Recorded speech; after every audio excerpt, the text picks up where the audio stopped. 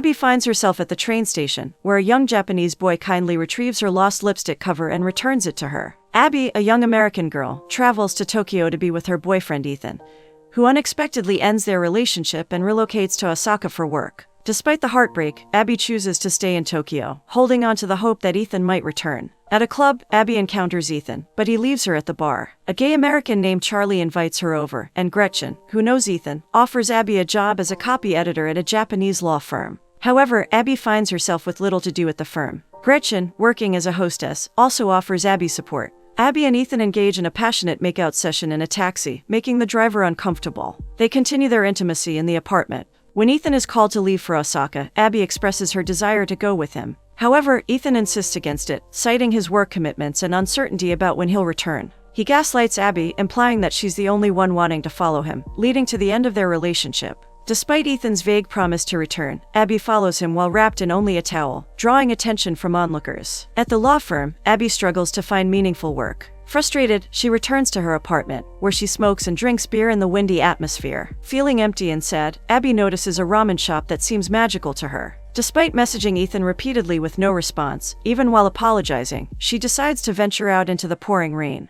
Entering the ramen shop, which appears to be closed, Abby encounters Master Chef Ramen Mayuzumi and his wife Rieko. Although informed that the shop is closed, Abby remains standing there, crying silently. Eventually, Mayuzumi invites her to sit down and prepares a bowl of ramen for her. Still sobbing, Abby begins to share her problems.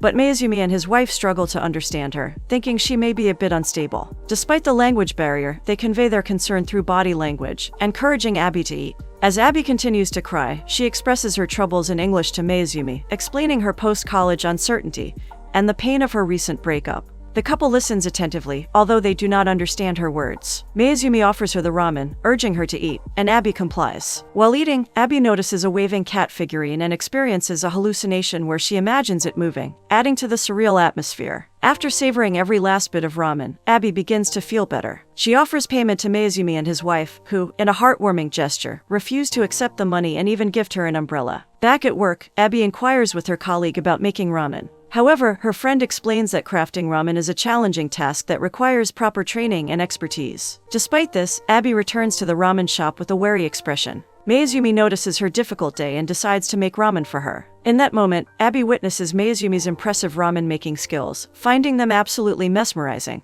Abby, along with other customers, experiences sheer delight as they enjoy the flavorful ramen. There's an infectious sense of joy in the air, and even after just a few sips, it seems like there's a laughter spell in the ramen. The mood undergoes a complete 360-degree change, and the customers find themselves laughing together. The next day, Abby goes for a jog, possibly for her mental health, and stumbles upon a festival parade. Immersing herself in the vibrant atmosphere, she joins the parade, chanting along with the cheerful crowd. Abby becomes a regular at the ramen shop and, noticing Rieko's bandaged foot, insists on helping with serving customers. Despite Rieko's initial hesitation, she eventually allows Abby to assist, and gradually, Abby picks up Japanese phrases, becoming more fluent. When the ramen shop finally closes, Mayuzumi advises Abby to go home, forbidding her from staying overnight. A smitten regular customer notices Abby and is enamored by her presence. Undeterred, Abby sleeps on the couch, prompting Mayuzumi to wake her up and insist she leaves. However, Abby is determined to stay. After being kicked out, Abby returns, expressing her wish to learn how to make ramen. She asks Mayuzumi to be her sensei, using a dictionary to communicate. Mayuzumi initially refuses, considering it ridiculous. Abby, aware that Ethan won't return, pleads with him. Abby starts crying, leaving Mayuzumi and Rieko confused, as they don't understand English. Eventually, Mayuzumi instructs Abby to come the next morning at 5. The next morning, filled with excitement, Abby arrives at the ramen shop, contrasting with Mayuzumi's lack of enthusiasm. Without further ado, Mayuzumi instructs her to clean the kitchen. Abby struggles to decipher Mayuzumi's words using her dictionary. She follows him inside, but gets scolded for not taking off her shoes, a disrespectful act. Mayuzumi decides to go back home to sleep, complaining to Rieko about Abby's eccentric behavior. After Abby finishes cleaning the kitchen equipment, her journey in learning the art of ramen commences. Mayuzumi discovers Abby missed a spot on one of the pots and expresses disappointment. Abby insists on going back to clean it. Mayuzumi then instructs Abby to clean the toilet. Initially disgusted, Abby watches Mayuzumi demonstrate the proper way to scrub the toilet using only a sponge. After cleaning it, Mayuzumi pulls her out and kicks her out of the shop. Despite this, Abby insists on returning and sits outside. After a while, Rieko opens the door and is surprised to see Abby still outside. Abby pushes her way in and starts cleaning the toilet, without hesitation or disgust this time. Mayuzumi proceeds to serve ramen, wearing heels. Ryuko and her friends discuss Abby's work situation, expressing sympathy for her. They predicted that she might last only 3 days, due to Mayuzumi's tyrannical nature. Despite Abby appearing extremely tired, Mayuzumi ordered her to clean the kitchen equipment before going home, with Ryuko hesitating. Abby cleans it nonetheless and returns to her apartment, sleeping on the balcony. The following day she resumes work, enduring Mayuzumi's tyrannical treatment and relentless mockery for consistently missing a spot. Undeterred, Abby persists, entering the shop visibly irritated. While reaching for something on a shelf, a stack of photos falls, revealing glimpses of a young boy posing in Paris. Abby hastily hides the photos upon hearing Mayuzumi's voice and continues her laborious work. In Mayuzumi's absence, Abby's curiosity gets the better of her, and she can't resist stirring the simmering ramen broth. However, when Mayuzumi catches her in the act, he scolds her sharply for touching the ramen broth. Abby, in response, angrily stacks the chairs on the table, eliciting screams from Mayuzumi. Frustrated by Mayuzumi's harsh treatment, Abby expresses her discontent, stating that she came to learn how to cook ramen, not to clean. Mayuzumi retorts angrily, asserting that it isn't yet time for her to make ramen, and even throws a box at her. After a heated argument, Abby decides to leave, but Mayuzumi notices that she has neatly folded the towel. Mayuzumi then points to the word clean in the dictionary, conveying a message that Abby failed to grasp. Returning to her very dirty apartment, Abby has a realization. The next morning, as Mayuzumi begins cleaning up, he notices Abby tidying up the chopsticks. Abby starts to open up, explaining that she couldn't hold on to anything, not even jobs, and expressing her uncertainty about what to do since being left by her boyfriend. She expresses her determination to become Mayuzumi's student, and is willing to clean anything Mayuzumi asks for. Mayuzumi asks for Abby's phone. Abby's phone is purposely stepped on, and then Mayuzumi instructs her to start cleaning while Abby serves customers, particularly the aunties who never go home. Ryuko calls her to the back, hands Abby her first month's salary, and tells her to take a vacation. In her now clean home, she dances, along with her new clothes. Abby is having dinner with her friends Charlie and Gretchen. Abby notices Gretchen has a black eye, but she lies, saying she hit the door. They ask Abby what she's doing, and Abby expresses her desire to practice becoming a ramen chef. This surprises the Japanese young men sitting next to her, and they are surprised when Charlie tells them Abby is studying to become a ramen chef. They start talking, and eventually became friendly. As they are about to leave, one of the young men named Toshi gives Abby his business card, and expresses interest in seeing Abby again. Toshi calls a cab to go home, but Gretchen suddenly slips into Toshi's cab, to their surprise. In the following days, Abby's job resumes. While shopping at a traditional market with Abby, Mayuzumi encounters another master ramen chef. The chef informs Mayuzumi that his son will soon be blessed by the Grand Master, and will become his successor. Mayuzumi begins introducing Abby to the philosophy of ramen flavor, and how broth is the key to harmonizing the taste elements, and that a bowl represents earthly elements. With the explanation, Abby feels that she understands, and starts adding spinach and pork to the ramen. Mayuzumi becomes angry and frustrated, hitting Abby's hand while trying to explain to her. He keeps calling her a monkey brain. Ryuko suggests getting a translator, but Mayuzumi insists that words are not needed. Frustrated, Ryuko leaves Mayuzumi alone, sharpening the knives. Abby receives an aggressive knock on the door and opens it for Gretchen, who is wasted, and brings in some drama. Gretchen complains about the man paying for her apartment, who is a creep and is bringing his friends to get favors from Gretchen. Sick of it, Gretchen asks if she can crash there for a while. Toshi knocks on the door and is actually looking for Gretchen, bringing in Gretchen's suitcases. Gretchen is already hitting the sack. Toshi reveals that Gretchen has called him up for a favor and expresses that Gretchen's life is complicated. Abby offers Toshi a drink and asks him to stay for a while. Abby describes that her boss is psychopathic, but she stays because she has nowhere else to go. They talk about how they sacrifice their dreams due to parental expectations, and discuss the typical life pattern in Japan, which is study, work, marry, and retire. Toshi says he learned music in college, and he is in a band. They find out they both have similar problems. Before Toshi says goodbye, he invites Abby to a ramen museum in Yokohama. Toshi clarifies that nothing is going on between him and Gretchen, as they just shared a cab. Christmas arrives, and Abby decorates the ramen shop with Christmas ornaments. Ryuko shared a story about Shintaro, who always enjoys having a Christmas tree. However, Mayuzumi grumbles about the decorations. Abby then shows Mayuzumi corn, highlighting its beautiful colors. Mayuzumi becomes angry and throws the corn. Ryuko tells Mayuzumi to show more appreciation for others. Abby remains silent, and during the verbal and continues serving the guests. A guy comes and gives flowers to Abby, and Mayuzumi notices the interaction. After the shop closes, Abby goes to the back to dispose of the trash. She accidentally catches a glimpse of Mayuzumi taking something from a shelf. Driven by curiosity, Abby can't resist the temptation to take a peek, and catches sight of Mayuzumi crying while looking at the photo she has seen before. Gretchen comes back home, fired, and very angry. Abby and Gretchen share their frustrations about living in Japan over a bottle of whiskey. Gretchen suggests just drinking and surviving in the country. One evening, Toshi and Abby visit the ramen museum.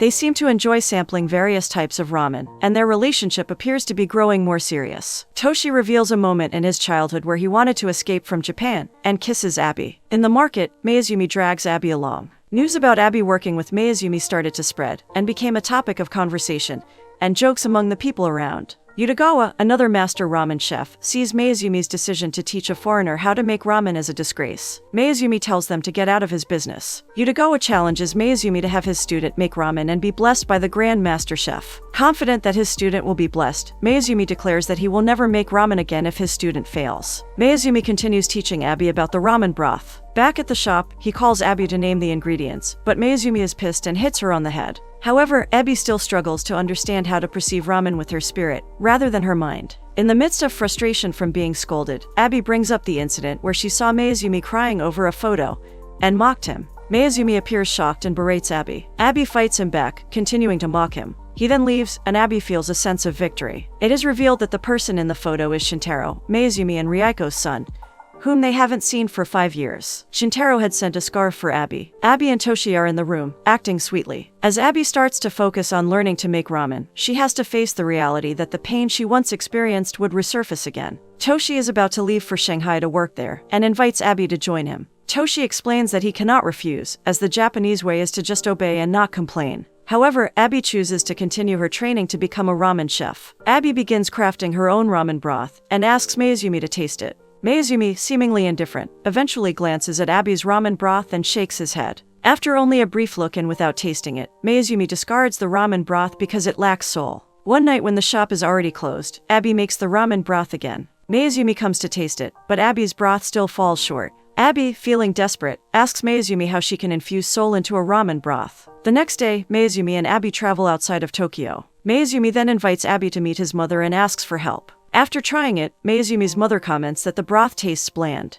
Mayuzumi is also puzzled by this, as Abby already mastered the technique, but it's still not good. Mayuzumi's mother comments that the training is too technical. Mayuzumi's mother tells Abby she is cooking the ramen using a mindful of noise. She continues, saying that ramen is a gift from the heart to the customers, whether it's a taste of sadness or happiness. Abby seems to understand, as the mother communicates well. Abby, though, says that she doesn't know the feeling of love, as she only knows pain and sadness. The mother suggests putting her tears into the broth. Abby begins making the ramen broth again, with tears streaming down her face as she pours her sorrowful heart into the broth, probably to make it saltier. Ryuko calls her friends to try Abby's ramen broth. As they taste the noodles, they compliment its deliciousness. Abby then urges them to taste the broth, and the taste is really good. Soon after trying it one by one, they begin sharing their own sad stories, and it makes them all cry. The men cry first, expressing the desire to get married. The old women cry next, expressing the loss of a dog, and the other one frustrated by her husband. Mayuzumi arrives and is surprised to see everyone crying. His wife urges him to try Abby's ramen broth immediately. Mayuzumi tastes it, and gradually sadness appears on his face, and he begins to cry, but runs upstairs to hide his face. Ryuko keeps on laughing, though, because she didn't drink the broth. The day of blessing has finally arrived, and the Grand Master, who is still asleep in his car, is welcomed by Yutagawa with great enthusiasm. The Grand Master is very sleepy, though, and can't stop his sleepiness. Yutagawa's son brings his ramen dish for the Grand Master to taste, which looks perfect, according to the onlookers. The Grand Master tries the noodles first. When he tastes the pork, the Grand Master chokes, causing panic among the onlookers. Then the Grand Master dips his finger into the broth and tastes it. He nods, a sign that the ramen has received his blessing. Yutagawa feels joyful, because his son will become his successor. The Grand Master arrives at Mayuzumi's shop next. The Grand Master tastes Abby's ramen, which has a unique twist with the addition of bell peppers, tomatoes, and corn, looking more Italian than Japanese, according to the onlookers. He starts by tasting the noodles, then the pork, followed by the tomatoes. Everyone is on edge, anxiously awaiting the Grand Master's response. However, there is no immediate reaction from him. The tension in the room grows as the Grand Master moves on to taste the broth. Still, there is no discernible response from him. Finally, the Grand Master asks Abby the name of her creation, and she confirms that it's called Goddess Ramen. At that moment, the Grand Master finally speaks up, commenting that Abby's ramen is delicious. Everyone feels sense of joy, and Mayuzumi seems relieved. However, the Grand Master goes on to explain that Abby still needs time and patience. He isn't able to bless Abby's ramen just yet before leaving. Mayuzumi and everyone else feel disappointed upon hearing this, but Yutagawa, ever the opportunist, expresses his readiness to buy Mayuzumi's ramen shop if he ever decides to sell it. Mayuzumi sits at his ramen shop, enjoying a drink when Abby arrives. Mayuzumi asks her to sit and offers a drink. Abby apologizes, but Mayuzumi laughs it off, stating that Abby is stubborn in wanting to create her own ramen. It is revealed that she has been there for a year already, and still hasn't learned Japanese well. Abby expresses her desire to do things for herself, but Mayuzumi does not fully understand the concept of self. He shares how he spent 45 years building his ramen business, and how crucial it is for a master chef to have a successor. However, his own son chose to study French cuisine and work overseas. Mayuzumi used to teach his son the way he has taught Abby, despite the rumors that Mayuzumi would break him. Despite the misunderstandings, they share a laugh. Mayuzumi then reaches for Abby's dictionary and looks up the word successor. He expresses his desire for Abby to become his successor, carrying on his legacy in the world of ramen. Abby feels a surge of happiness and honor at Mayuzumi's proposition.